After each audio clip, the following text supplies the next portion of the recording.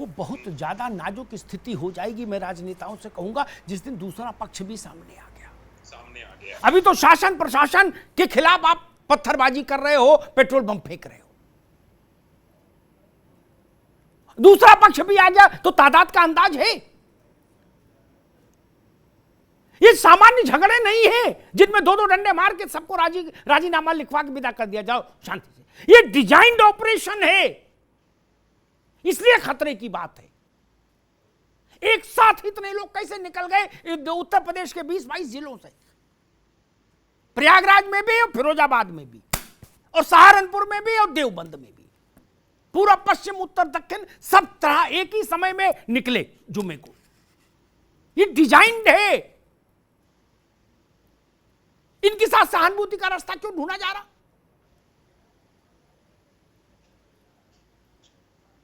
कश्मीर की किससे एक वीडियो आता है, महिलाएं हैं वो नारा लगा रही हैं कि सर तन से जुदा। अरे भाई इसको संपुट समझ लिया है क्या? और भाई दूसरा पक्ष भी ऐसा ही मांग करने लगे तब क्या करेंगे बाकी लोग? ये रास्ता ठीक नहीं। ये रास्ता देश के लिए संकट पैदा कर देगा। तब किसी के हाथ में नियंत्रण की भागदौड़ नहीं रह जाएगी, जान लीजिए। कैसे कैसी बातें हो रही हैं जिन पर जिम्मेदारी है समझदारी की, समझाइश की। वो कह रहे हैं कि योगी ने संविधान रौंद दिया। कहां संविधान रौंद दिया भाई? कोई माई का लाल संविधान रौंद सकता है क्या? संविधान केवल भारत में एक बार रौंदा गया 1975 में, जब इंदिरा गांधी ने इमरजेंसी लगाई। उससे पहले और उसके बाद कोई माई का लाल संविधान रौंद पाया क्या? और उसके बाद उस संविधान रौंदने की जो क्लॉज था संविधान में, उसका भी ऐसा बंदोबस्त कर दिया मुरारजी की सरकार ने आते कि अब कोई चाह के भी संविधान नहीं रौंद सकता। मान लीजिए मन भी करे उसका तो रौंद नहीं सकता कोई, कितना भी प्रचंड बहुमत हो। ये भारत ने व्यवस्था कर दी। फिर ऐसी बातें क्यों हो रही हैं? इससे दूसरे बलवाइयों की हिम्मत बढ़ती है। कहा गया जी ये कलेक्टर तय कर रहा है, पुलिस वाले तय कर रहे हैं, प्राधिकरण के और भाजपा के लोग तय कर रहे हैं, चाहे जिसका मकान गिरा दो। ऐसा कहां हो रहा है? आपको नोटिस दिया जाएगा, आप जवाब नहीं देंगे, आप तुर्रम खां बने रहेंगे, तो क्यों नहीं गिराया जाएगा मकान? और उसके बाद हिंसा भी करेंगे। गिरना ही चाहिए, क्यों नहीं गिरे? जहांगीरपुरी का मसला था, सुप्रीम कोर्ट गए ना कपिल सिब्बल, अदालत ने कहा रोक दो, रोक दिया। लेकिन उल्टी गंगा बहाने की कोशिश हो रही है बड़ी चतुराई के साथ। इस बात को भारत को समझना होगा। कोशिश ये हो रही है कि किसी तरीके से देश के दिमाग में ये बैठाल दे कि नहीं जी, शासन प्रशासन कुछ नहीं। अगर एसएसपी को खांसना भी है तो पहले जिला अदालत जाए और एप्लीकेशन लगाए और फिर उनसे लिखवा के लाए कि हां अब आप खांस सकते हो। ऐसे शासन चलेगा क्या? कानून कहता है प्राधिकरण को अंतिम अधिकार हासिल है ये तय करने के लिए कि इमारत वैध है कि अवैध है। प्राधिकरण तय कर देगा, उसके बाद आपको उस पर आपत्ति है तो अदालत जाइए। लेकिन ये रंगबाजी कि हमको नोटिस कैसे हो गया, क्यों भाई?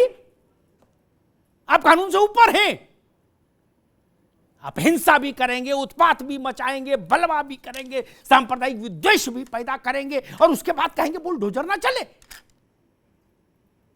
अच्छा, बुलडोजर से बड़ी चिढ़ मैं देख रहा हूं।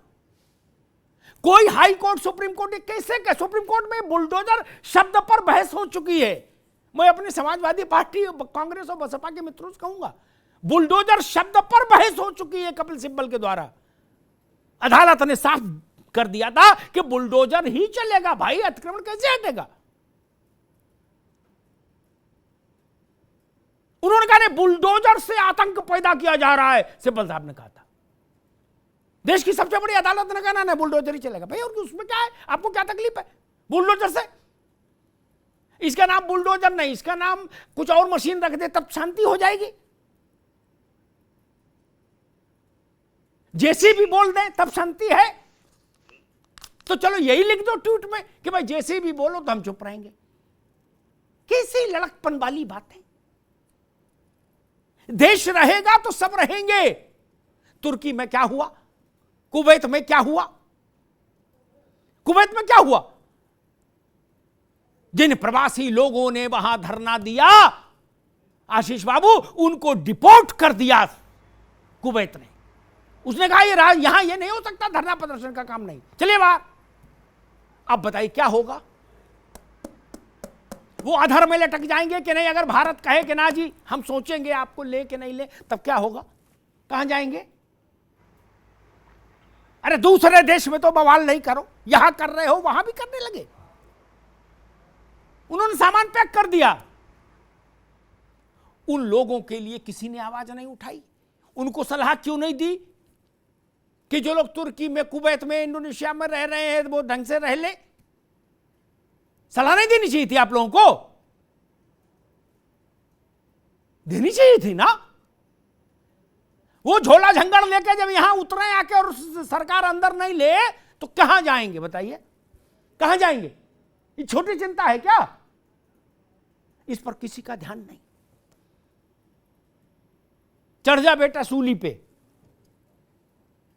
बड़ी विचित्र स्थिति पैदा हो रही है, विचित्र स्थिति पैदा हो रही है। इसको आप एक चश्मे से देखेंगे तो संकट पैदा होगा।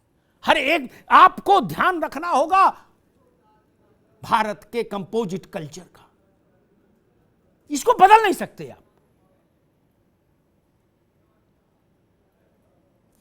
किसी ने हमसे कहा कि भाई ये बात हो रही है, तो हमने कहा कि कानून की जितनी समझ मुझे है, एक अपराध की एक सी ही सजा होगी कितने भी लोग करें। तो मैंने कहा अगर वही जो मांग हो रही है जुदा वाली, वो उधर के लिए लागू हो जाए तो इधर के लिए भी हो जाएगी, तब क्या करोगे? कानून तो एक ही नजर से देखेंगे ना बाबू। तब इधर भी तो लाखों मामले हुए ना, ज्ञान वापी के संदर्भ में, शिवलिंग के संदर्भ में, अभद्रतम, उनकी भी लिस्ट बनने लगेगी, तब क्या होगा? तब कौन किसका सर कहां से क्या करेगा? ये ठीक नहीं।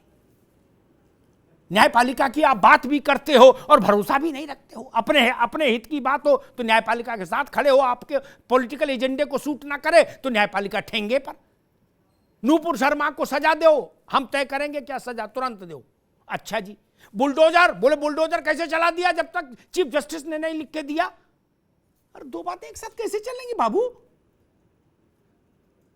नूपुर शर्मा को सजा आप दोगे और बुलडोजर के लिए भारत के मुख्य न्यायाधीश से लिखवाए के लाओ? नहीं,